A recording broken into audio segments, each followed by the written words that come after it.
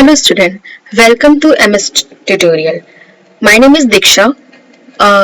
हम लोग ने नेक्स्ट वीडियो में जहाँ से हम लोग छोड़े थे अब हम लोग वहाँ से आज से शुरू करेंगे. ठीक है. तो हम लोग लास्ट टाइम हमने देखा था कि सेल में कुछ इम्पोर्टेंट ऑर्गेनिज्म की बात की गई थी. ठीक है. कुछ उसके फीचर्स की बात की गई थी. अब हम उस फीचर के बारे में और अभी जानने की कोशिश करेंगे. ठीक है. तो चलिए शुरू करते हैं. Plasma membrane or a cell membrane. This is the outermost covering. This is the outermost covering of the cell that separate the content of the cell from its external environment. ठीक है. तो क्या होता है? ठीक है. तो जो प्लाज्मा मेम्ब्रेन, जिसे हम सेल मेम्ब्रेन भी कह सकते हैं, ये सेल का सबसे बाहरी हिस्सा होता है, आउटर मोस्ट कवरिंग होता है, जो सेल को सेपरेट करता है बाकी बाहर के एक्सटर्नल इन्वायरमेंट से. जैसे हमारे शरीर का स्किन. ठीक है. स्किन क्या है? बॉडी को एक प्रोटेक्शन भी देता है और कहीं ना कहीं वो हमें बाकियों से अलग भी बनाता है. ठीक है. आगे, द प्लाज्मा मेम्ब्रेन अलाउ वो permit the entry and exit of some material in and out of the cell. क्या कह रहे हैं? तो जो प्लाज्मा मेम्ब्रेन होता है वही होता है अलाउ करने वाला और वही परमिट करता है कि कौन सी चीज सेल के अंदर जाएगी और कौन सी चीज सेल के बाहर जाएगी. वो मटेरियल्स को डिसाइड करता है plasma membrane. It also prevent movement of some other okay. It also prevent movement of some other material. जैसे कि क्या बता रहे हैं कि ये प्रिवेंट करना मतलब रोकना. ठीक है. यानी कि वो किसी भी तरह की मूवमेंट को बार बार अंदर बाहर करने से भी रोकने का काम इसी प्लाज्मा मेम्ब्रेन का या सेल मेम्ब्रेन का होता है. इसलिए जो सेल मेम्ब्रेन होता है therefore is called the selectively permeable membrane भी इसे कहा जाता है. सेलेक्टिव परमेबल मतलब क्या होता है?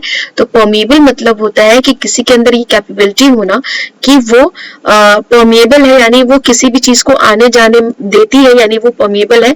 और अगर वही इम्परमेबल लिखा होता तो इसका मतलब है कि वो आने जाने की कैपेबिलिटी उसके अंदर नहीं है, या किसी भी सामान की किसी भी मटेरियल को बाहर भेजने या अंदर बुलाने की कैपेबिलिटी इम्परमेबल है, यानी उसमें वो क्वालिटी नहीं है. तो वो परमेबल है पर सेलेक्टिवली परमेबल है, यानी वो चुन चुन के चीजों को भेजने का काम करता है या निकालने का काम करता है. ठीक है. आगे आते हैं. तो नेक्स्ट पैराग्राफ है कि some substances like the CO2 or oxygen can move across the cell membrane by the process called the diffusion. ठीक है. क्या कह रहा है कि कुछ ऐसे सब्सटेंस, जैसे कि एग्जांपल में CO2 और ऑक्सीजन की बात कह रहा है कि वो ये दोनों मटेरियल्स जब या ये दोनों गैसेस जब सेल मेम्ब्रेन्स के थ्रू आती जाती है तो इस प्रोसेस को हम डिफ्यूजन कहते हैं. ये डिफ्यूजन के प्रोसेस से हो पाता है. We have studied the process of diffusion in the early chapter. हमने डिफ्यूजन पहले भी पढ़ रखा है. डिफ्यूजन के बारे में we saw that there is a spontaneous movement of the substance from a region of a high concentration to a region where it is concentration is low. ठीक है. तो डिफ्यूजन किस प्रोसेस में चलता है बच्चे? तो डिफ्यूजन चलता है हाई टू लो कंसंट्रेशन की तरफ. ठीक है.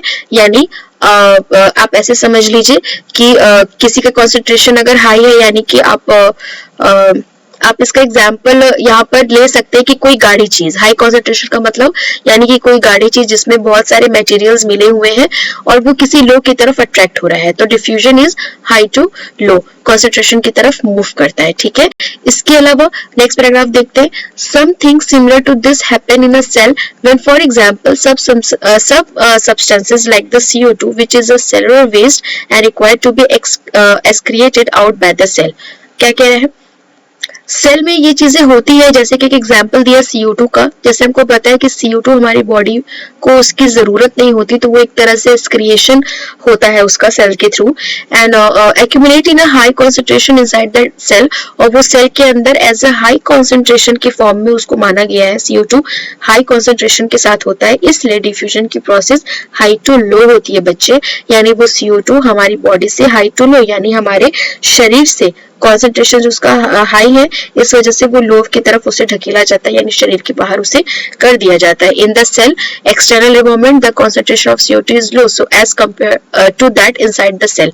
ठीक है. यानी कि सेल के अंदर के अकॉर्डिंग सेल के बाहर की एनवायरनमेंट जो है वो लो कॉन्सेंट्रेशन में, इसलिए जो CO2 है वो हाई टू लो की तरफ मूव करती है डिफ्यूजन के प्रोसेस से. as soon as there is a differences of a concentration of CO2 inside and outside a cell. ठीक है, तो ये डिफरेंसेस में देखने को मिलेगा आपको। CO2 move out of the cell, CO2 हमारे सेल से बाहर निकलती है from a regions of a high concentration to a regions of a low concentration outside the cell by the process of diffusion। वही बात कही गई है कि CO2 हमारे सेल के अंदर के एनवायरनमेंट से जो कि हाई कॉन्सेंट्रेशन है वो मूव करता है सेल के बाहर यानी कि लो कॉन्सेंट्रेशन की तरफ with the process of the diffusion. Similarly O2 enters the cell, उसी तरह से जैसे CO2 डिफ्यूजन के थ्रू बाहर जाता है वैसे O2 सेल के अंदर डिफ्यूजन के प्रोसेस से ही व्हेन द लेवल और concentration of O2 inside the cell decreases तो वो आ जाता है। ठीक है, thus diffusion play an important role in a gaseous exchange. तो कहीं ना कहीं ये जो डिफ्यूजन है वो क्या करता है कि इंपॉर्टेंट रोल प्ले करता है गैसियस एक्सचेंज में, यानी हमारे शरीर में CO2 O2 को लाने ले जाने में हेल्प करता है between the cell as the cell and its external environment। ठीक है, ना सिर्फ सेल में बल्कि एक्सटर्नल एनवायरनमेंट में भी बैलेंस बनाए रखने के लिए।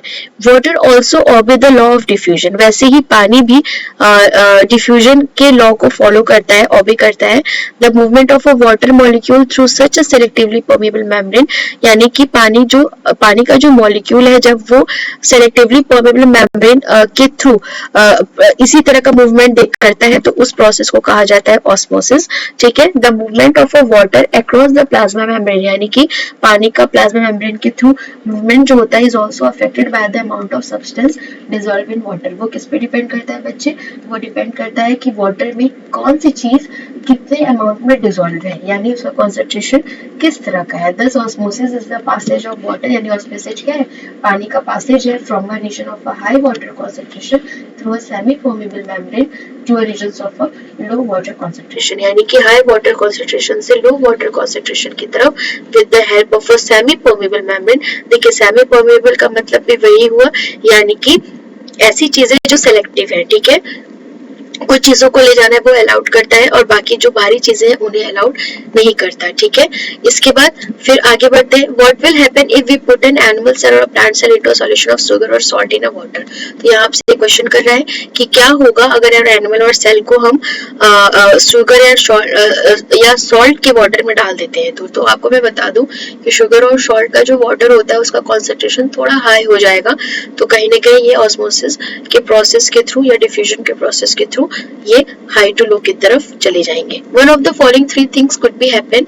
फर्स्ट, देखिए क्या क्या पॉसिबिलिटी है, इसके बारे में हम लोग यहाँ देखेंगे कि क्या क्या पॉसिबिलिटी होती है। First possibility, if the medium surrounding the cell has a high water concentration, यानी जो मीडियम है अगर सेल के चारों तरफ का मीडियम ऐसा है जो हाई वाटर कॉन्सेंट्रेशन का है, देन द सेल के अंदर के कॉन्सेंट्रेशन के कंपैरिजन में, यानी सेल के अंदर लो है और बाहर का जो है वो हाई है, meaning that the outer solution is very dilute, the cell will gain a weight by osmosis. तो मैंने पहले बताया हाई टू लो, तो जब बाहर हाई है और सेल के अंदर लो है तो सेल क्या करने लगेगा? पानी को गेन करने लगेगा, यानी पानी जो है वो बाहर से अंदर की तरफ सेल के अंदर मूव करने लगेगा by the process of osmosis. Such a solution is known as the hypotonic solution. याद रखिएगा अभी इसके बारे में और भी हम लोग जानेंगे, क्योंकि ये अकेला नहीं है, इसके अलावा भी बहुत सारी चीजें, तो थोड़ा ध्यान से सुनिएगा। ठीक है, तो ये बात आपने पहला समझा कि सेल के बाहर अगर हाई है और सेल के अंदर लो है तो ये जो सॉल्यूशन मूव करेगा वो हाई टू लो करेगा,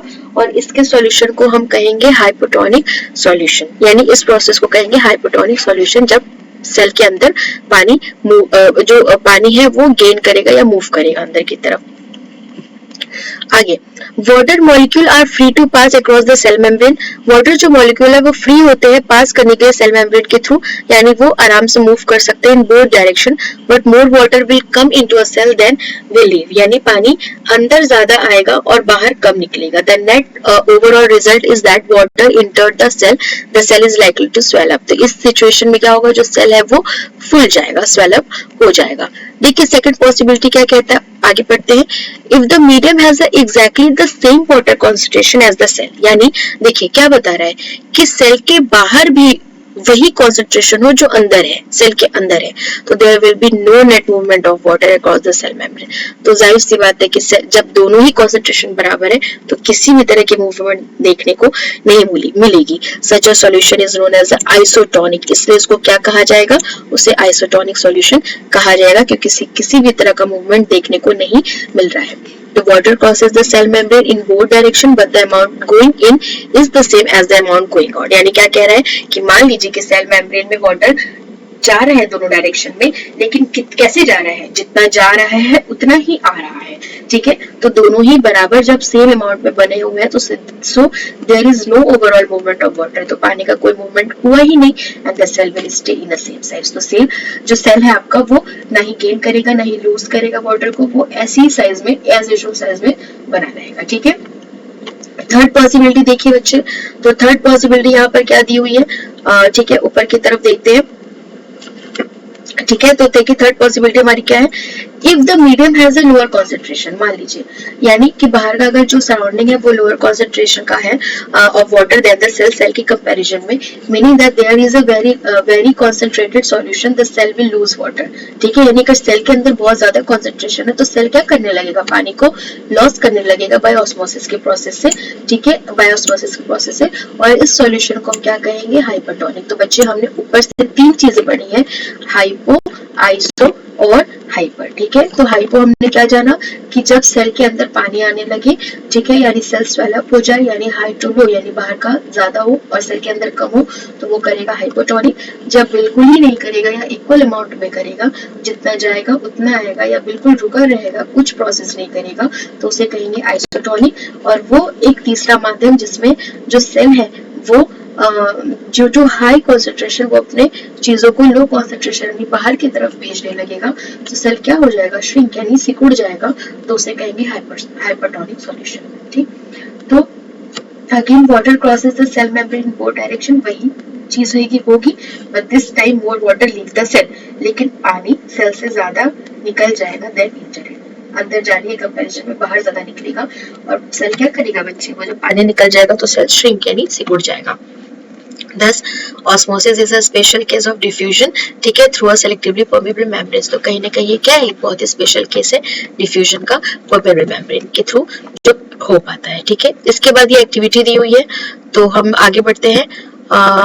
इसके अलावा नेक्स्ट पैराग्राफ देखते हैं कि unicellular fresh water organism and the most plant cell tend to gain water through the osmosis, ठीक है। क्या कह रहा है, जो यूनिसेलुलर यानी single cell fresh water organism होते हैं, यानी जो अंदर पानी में रहते हैं ऑर्गेनिज्म, ठीक है, एंड मोस्ट प्लांट सेल्स जो होते हैं वो पानी वो क्या करते हैं, ऑस्मोसिस के प्रोसेस से गेन कर लेते हैं वेट को, ठीक है। तो बच्चे जब वो गेन वेट कर रहे हैं मतलब पानी अंदर की तरफ आ रहा है, यानी वो क्या कर रहे हैं, वो हाइपोटोनिक सॉल्यूशन का काम कर रहे हैं, यानी absorption of water by plant root is also an example of osmosis, यानी वो पानी को अंदर की तरफ खींच रहे हैं, यानी पानी जो है वो हमें पता है हाई टू लो, जैसे हमने यहाँ पर देखा था कि जो हाइपोटोनिक है वो क्या कर रहा है, वो जो बाहर का कॉन्सेंट्रेशन है वो हाई है, यानी पौधे के अंदर कम कॉन्सेंट्रेशन है तो वो हाई टू लो की तरफ जा रहा है, यानी पानी बाहर से अंदर की तरफ प्लांट एब्जॉर्ब कर लेगा, ठीक है। आगे Thus diffusion is important in exchange of gases, तो diffusion जरूरी है, क्यों, गैसेस और वाटर के एक्सचेंज प्रोसेस के लिए, ठीक है, हमारे सेल में जो होता है। In addition to this, the cell also obtain a nutrition from its environment, और सेल क्या करता है, न्यूट्रिशन भी लेता है अपने एनवायरमेंट से। Different molecule move in and out of the cell through the type of a transport requiring use of energy in the form of ATP, ठीक है। तो क्या कह रहा है कि ये जो मॉलिक्यूल्स है बच्चे, ये जो बार बार मूव इन और आउट करते हैं, ठीक है, वो एक ट्रांसपोर्ट की वजह से होता है, और ट्रांसपोर्ट के लिए क्या होता है, हमें एनर्जी की जरूरत पड़ती है। जैसे कि आप पहले भी जानते हैं कि हमारी बॉडी जब वर्क करती है तो हमारी बॉडी को वर्क करने के लिए क्या होता है, बहुत सारा एनर्जी रिक्वायर होता है, तो इसके लिए हम क्या करने लगते हैं, हम उस एनर्जी को बनाने के लिए हम खाना खाते हैं, ठीक है। तो खाना क्या करते हैं, एनर्जी बनाते हैं और हम अपने बॉडी को वर्क करा पाते हैं। उसी तरह से बच्चे इस प्रोसेस को करने के लिए एटीपी जो सेल है वो भी एक एनर्जी यूज करता है, जिसको एटीपी कहा जाता है, एटीपी के फॉर्म में होता है। और एटीपी का फुल फॉर्म आपको ये बता दूं कि उसका फुल फॉर्म होता है एडेनोसिन ट्राइफॉस्फेट, ठीक है, एडेनोसिन ट्राइफॉस्फेट, ठीक। इसके बाद आगे देखते हैं, the plasma membrane is flexible, जो हमारा प्लाज्मा मेम्ब्रेन होता है वो फ्लेक्सिबल होता है and is made up of organic molecule, और वो ऑर्गेनिक मॉलिक्यूल का बना होता है जिससे लिपिड या प्रोटीन कह सकते हैं आप, ठीक है। तो जो प्लाज्मा मेम्ब्रेन है वो बहुत फ्लेक्सिबल है और वो एक ऑर्गेनिक मॉलिक्यूल से बना होता है, जिससे जैसे कि called lipid and the protein से बना होता है। However we can observe the structure of a plasma membrane only through an electronic microscope के थ्रू हम देख सकते हैं। The flexibility of a cell membrane also enable the cell to engulf in food and other material from its external environment. देखिए क्या बता रहा है कि सेल मेम्ब्रेन की फ्लेक्सिबिलिटी उसको कैपेबल बनाती है कि वो बाहर के इन्वायरमेंट से खाने को या मटेरियल को अंदर की तरफ ले पाता है। ठीक है, अगर आप बताइए अगर वो सेल फ्लेक्सिबल ना हो, अगर सेल मेम्ब्रेन फ्लेक्सिबल ना हो तो वो कड़ेपन में होगा। ठीक है, अगर वो कड़ा है तो वो बाहर से अगर अंदर की तरफ बहुत सारी चीजें लेगा तो वो फट जाएगा। ठीक है, वो कैपेबल ही नहीं होगा इतनी सारी चीजों को भरने के लिए अंदर, तो उसकी फ्लेक्सिबिलिटी उसको कैपेबल बनाती है।